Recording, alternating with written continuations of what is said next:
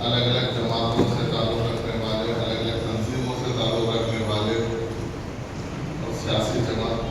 के जितने भी यहाँ पर जिम्मेदार आज वारंगल जिले के उम्मीद पोर्टल के ओरिएंटेशन कैंप के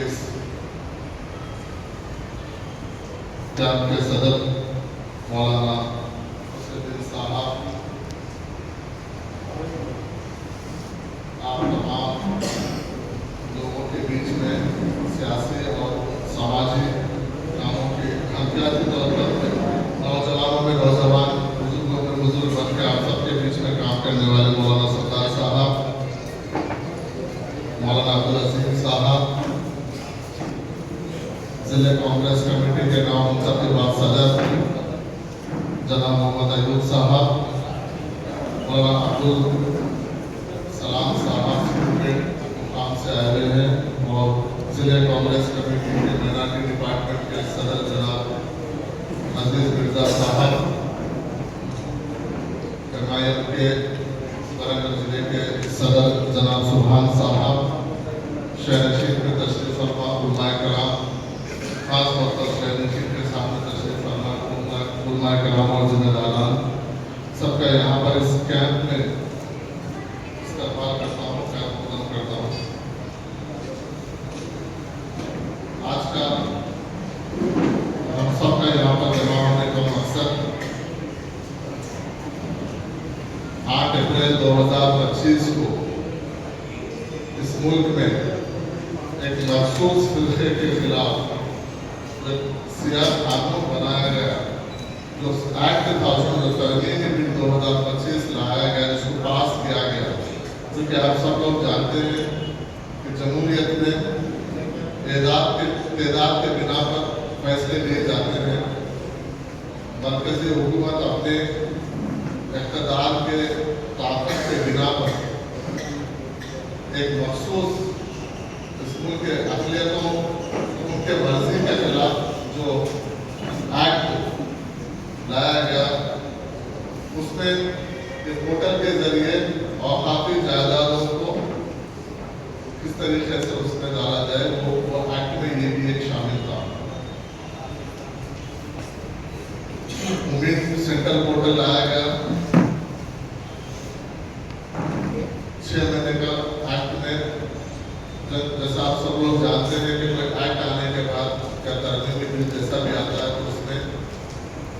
तरमीम होने के बाद एक वक्त दिया जाता है कि जानबूझकर किस तरीके से मुश्किल में, किस तरीके से इसको के औकाफी जायदादों को हम किस तरीके से आइडेंटिफाई करने में मुश्किल पैदा करें। इसलिए एक्ट में एक्ट का जरूरत था, इसमें अपलोड नहीं करेंगे, इसलिए थोड़ा सा ताख़ीर हुआ। लेकिन आप जैसे जानते हैं कि पिछले दिनों सुप्रीम कोर्ट का एक इंटर जजमेंट आया, जिसमें कुछ चीज़ों के ऊपर उनको राहत दी गई और कुछ चीज़ें अभी बाकी है, क्योंकि मुकम्मल फैसला अभी आया नहीं है। उसमें नई पोर्टल का उसके ऊपर उनको अपलोड करना बिल्कुल ज़रूरी हो चुका है। इसलिए अब उस मुहिम के तहत आपके पास न सिर्फ आपके बीच में जो भी सियासी जमात है, क्योंकि ये एक सियासी प्लेटफॉर्म नहीं है और सियासी काम नहीं है, इसलिए खासतौर से वैसे तो गवर्नमेंट चेयरमैन जो भी सियासी जमातें, जो भी तंजीमें, मिली तंजीमें रहने दीजिए या किसी और तंजीम में, चाहे वो जमात मुसलमान रहने दीजिए, जमात इस्लामी रहने दीजिए, तबलीगी जमात रहने दीजिए, शाकिन रहने दीजिए, जो भी अगर जहाँ पर इस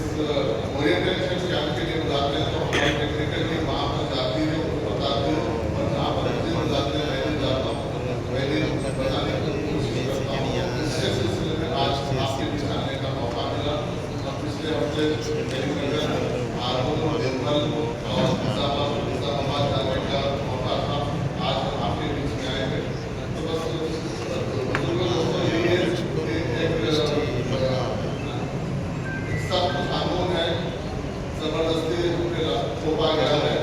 लेकिन कुछ हद तक उसमें कुछ चीज़ें ये भी है कि बहुत सारे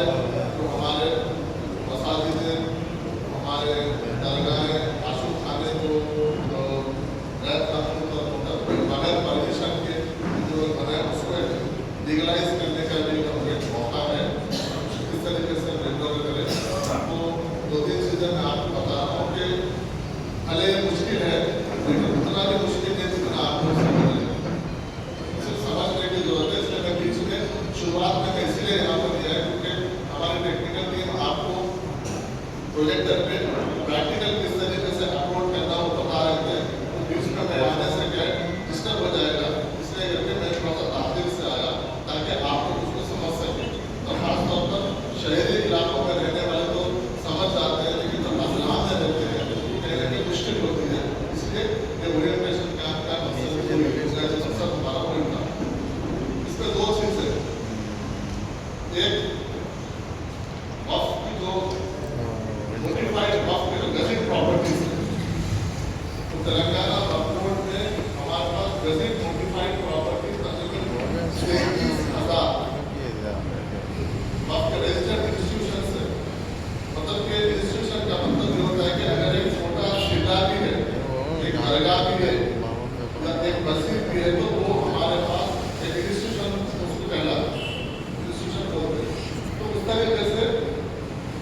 33,000 छोटे बड़े, एक छोटा शिले से लेके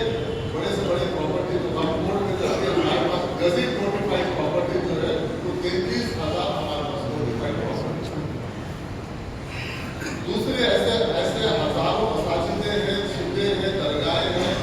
आशुर खाने हैं जो हमारे पास रजिस्टर्ड नहीं है, वक्फ बोर्ड में रजिस्टर्ड नहीं है। तो यहाँ पर 2 चीजें,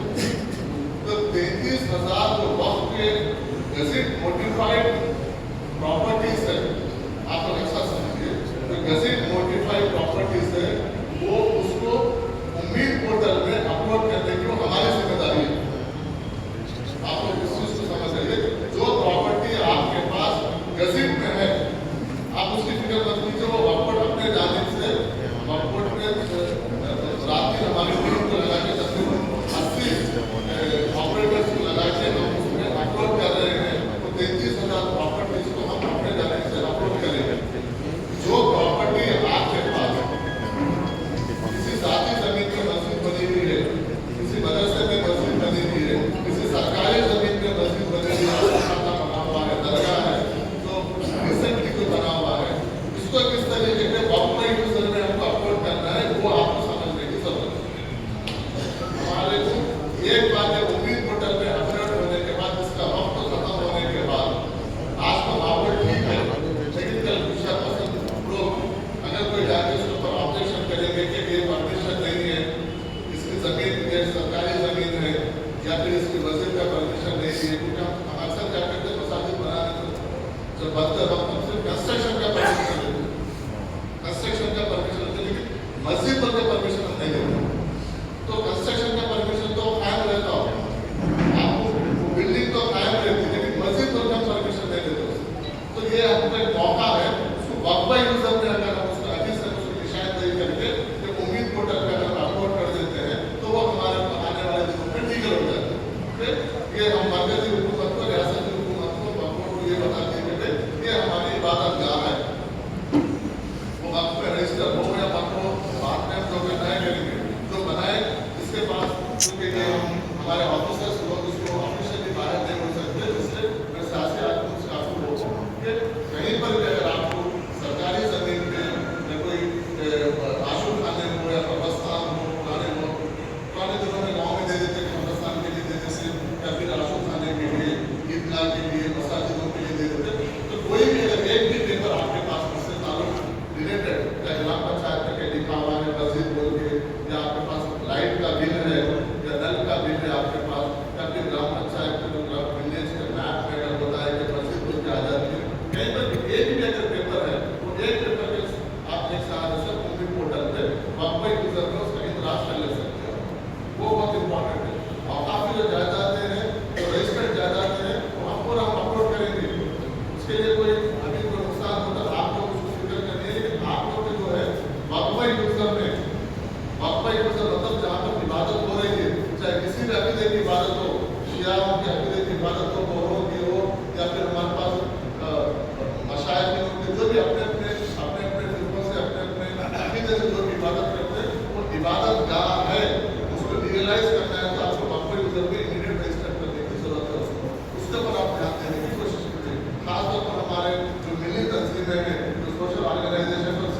किसान के लोगों से मैं ये आजीवन गुजारिश कर रहा हूँ कि उसके ऊपर फोकस करके ज़्यादा से ज़्यादा उम्मीद पोर्टल पे अपलोड करने की कोशिश कीजिए। हम लोग अक्सर क्या कर रहे हैं, उम्मीद पोर्टल बोलते सब लोग वक्त रजिस्टर्ड प्रॉपर्टी से उसके पीछे भाग रहे हैं, उसके दस्तावेज बोल रहे हैं, उसका फिटर मजबूत है, उसका वर्कआउट उसका 24 घंटे उसका लगा हुआ है। अल्हम्दुलिल्लाह अब तक हम 16,000 का करीब हम उसका रजिस्टर कर चुके हैं और आधे बचे हुए हैं और 5 तारीख के अंदर हम पूरा मुकम्मल करेंगे, क्योंकि 5 तारीख इसका आखिरी डेट है। 5 तारीख उम्मीद थी हमको कि इसको आगे टाइम मिलेगा, लेकिन हमारे जिस तरीके से तेलंगाना वर्कआउट जब एक्ट तरमीमी बिल पार्लियामेंट में आया तो पूरे हिंदुस्तान में पहला तेलंगाना वर्कआउट है जो इसको हम ऑफिशियली बोर्ड का मीटिंग बुलाकर इसको मुखालिफत करके इसके अगेंस्ट रेजोल्यूशन पास करके मरकजी हुकूमत को हम भेजे। उसके बाद फिर पार्लियामेंट कमेटी में हम जाके इसको हम वहाँ पर बहस किए, हमारी नुमाइंदगी किए और हम इसकी हमारी मुखालिफत किए। उसके बाद अब पूरे हिंदुस्तान में तेलंगाना पहली रियासत है जिसके वज़ीर आला जनाब रेवंत रेड्डी साहब खुद अपने माइनॉरिटी हुकूमत को वर्कआउट की जानिब से लेटर लिखने के बाद वो खुद डायरेक्ट लेटर प्राइम मिनिस्टर को लेटर लिख के भेजेंगे, उम्मीद पोर्टल के लिए और 1 साल का वक्त दीजिए। लेकिन बदकिस्मती ये कि कल हमारे पास हमारे पास से पूरे हिंदुस्तान भर के वर्कआउट को वहाँ के माइनॉरिटी वेलफेयर मिनिस्टर्स को सेंट्रल विलेज मिनिस्टर किरण रिजिजू ने लेटर लिखा कि ये उम्मीद पोर्टल में इसका एक्ट में 6 महीने का वक्फा रखे थे, इसमें बढ़ाना हमारे लिए मुमकिन नहीं है, इसको वक्त सही बढ़ा सकते हैं। लेकिन इसमें एक प्रोविजन हम ये रखे हैं कि अगर आपको वक्त है इसको उम्मीद पोर्टल पे अपलोड करने के लिए अगर आपको टाइम लग रहा है तो आप इसमें हम एक प्रोविजन ये रखें कि आप वक्त ट्रिब्यूनल में जाके आप जो भी आपकी मुश्किल आपको बताइए, अगर वक्त ट्रिब्यूनल अगर आपको टाइम देता है तो हम टाइम आगे उसको बढ़ा सकते हैं, उसका इख्तियार दिए हैं। तो हम तेलंगाना वर्कआउट की जानिब से हम वक्त ट्रिब्यूनल को जा रहे हैं इसका टाइम बढ़ाने के लिए, अगर बढ़ता है तो ठीक है, वरना लेकिन आज मौजूदा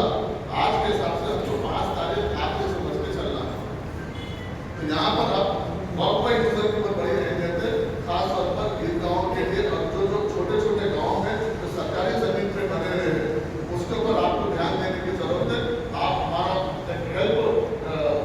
डेस्क वहाँ पे वर्कआउट ऑफिस पर रहेगा, कोई भी चीज़ अगर आपको कोई मुश्किल हो रही है तो आप 1 मिनट उससे ताल्लुक एक मस्जिद से रिलेटेड कोई भी सरकारी पेपर अगर आपके पास एक है तो देखिए इमीडिएट आप फौरन आइए वहाँ पर, हमारा वहाँ पर ऑफिसर्स बैठे हुए, हमारी टीम बैठी हुई है, वो लोग आपको पूरा अपलोड करके कैसे अपलोड करना है आपको बता देंगे। नहीं आप हमारे देश में बहुत सारे नौजवान अपना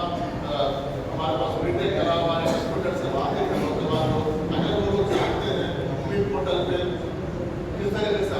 अपलोड करना है वो लोग भी बैठकर अपलोड कर सकते हैं। और दूसरी चीज़ है आप उसमें कोई कंफ्यूज मत होइए कि अगर आपके प्राइवेट जायदाद है, आपने मस्जिद बना ली अपने वादा वालिद के नाम पे, अपने बुजुर्गों के नाम पे, या कोई तरह की कोई भी चीज़ है या आशुर खाने है, अगर हम उम्मीद पोर्टल में अपलोड करने से हमारे वर्कआउट में चले जाएगा, ऐसा नहीं होगा।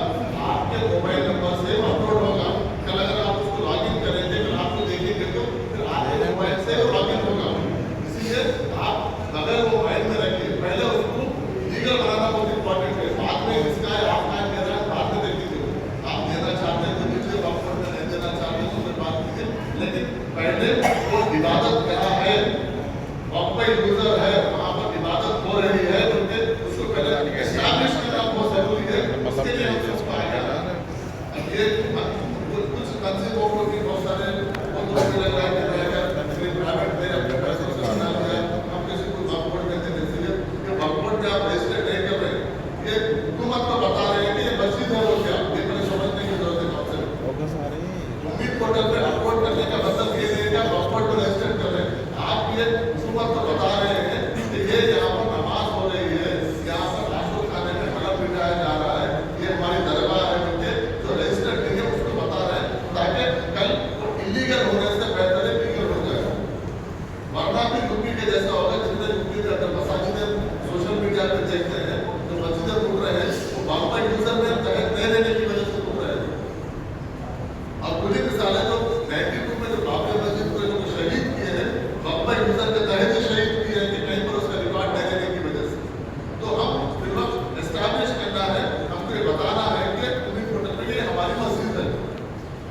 ये है क्योंकि